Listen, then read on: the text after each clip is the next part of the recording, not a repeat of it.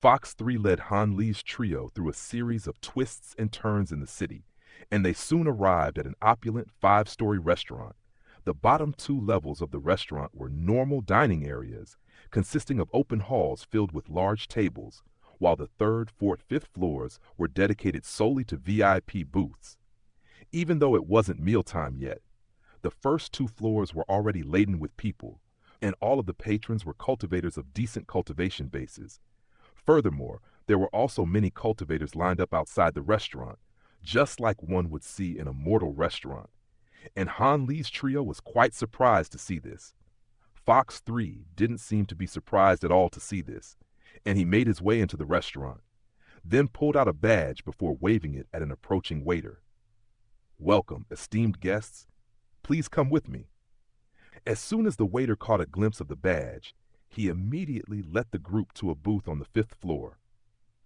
All of the furniture in the booth was very tasteful and refined, striking a good balance between luxury and practicality, and as soon as Fox 3 sat down, he immediately rattled off a long order, capped off by a large flagon of wine that was around a foot in height.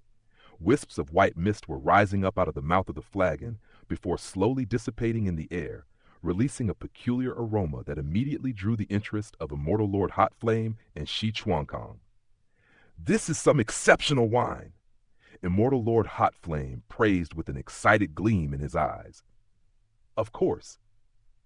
Most of the people who come to this restaurant are here for this wine," Fox 3 said as he poured everyone a cup of wine each, then downed his own cup of wine in one go, following which a blissful look appeared on his face. Han Li took a sip from his own cup of wine, and his eyes also lit up.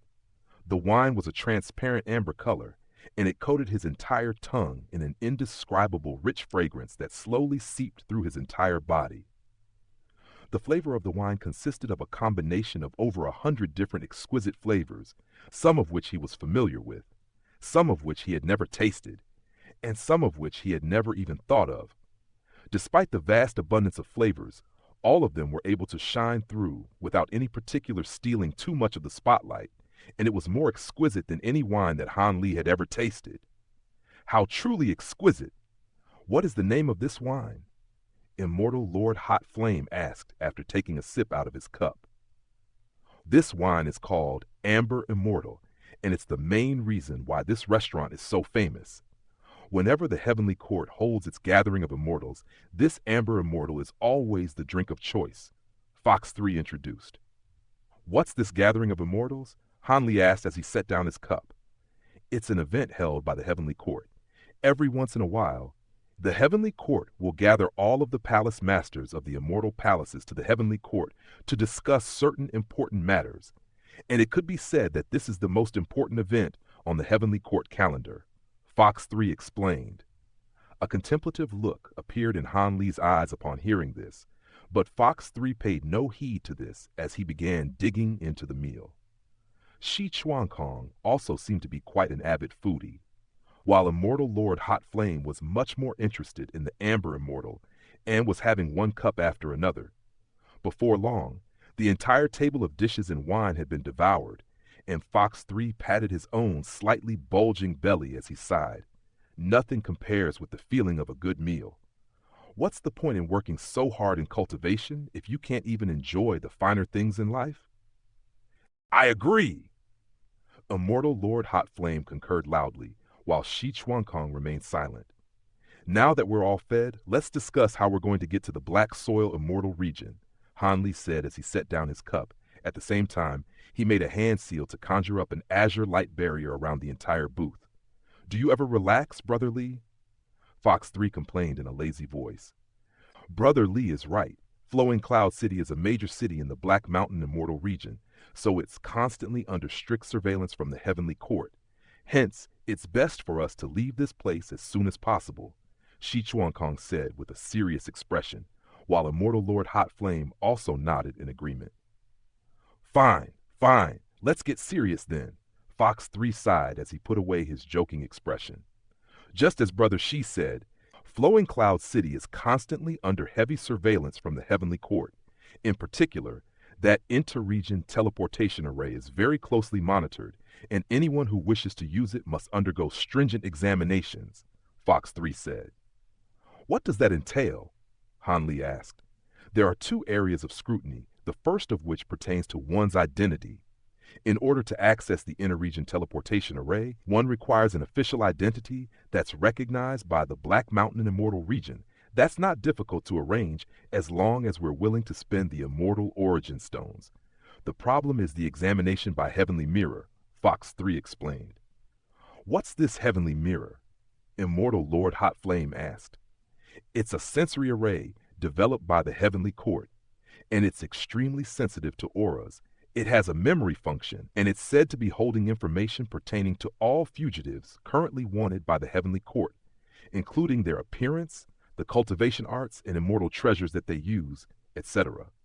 For wanted fugitives like ourselves, we could easily fall prey to this Heavenly Mirror array, and I'm sure I don't need to explain what'll transpire if that happens, Fox 3 replied.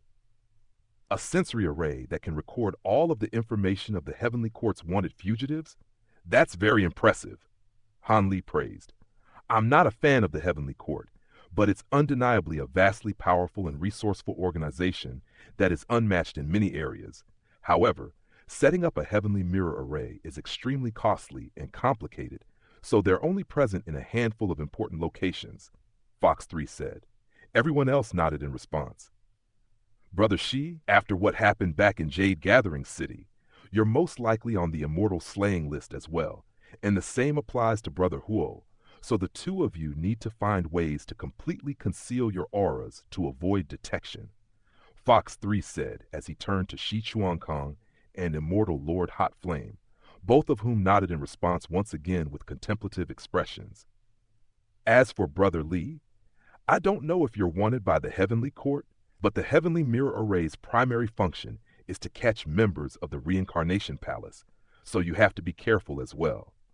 I can sense that there's an abnormally high abundance of baleful chi in your body.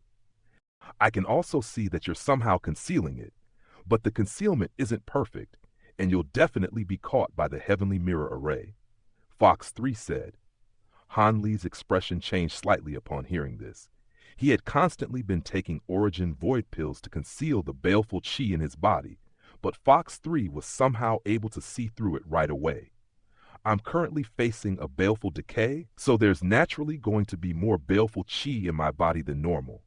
Surely everyone at this stage in their cultivation will have the same problem.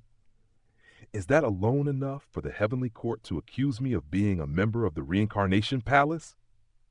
Han Li asked. No matter who it is, as long as they're determined to possess an abnormally high amount of baleful chi in their body, they'll immediately be captured by the Heavenly Court. As for why that is, I'm not sure myself, Fox 3 said. Han Li faltered slightly upon hearing this, following which a thought occurred to him.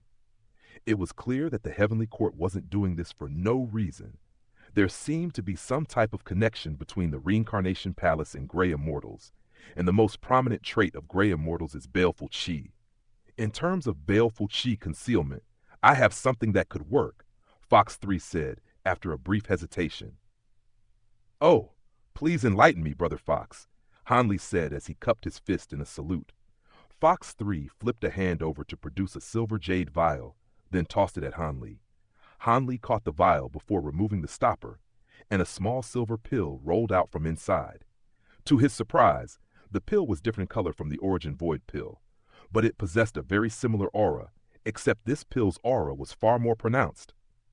What is this? Han Li asked as he turned to Fox 3. This is an Origin Baleful pill that's very effective for concealing the aura of baleful chi, Fox 3 replied.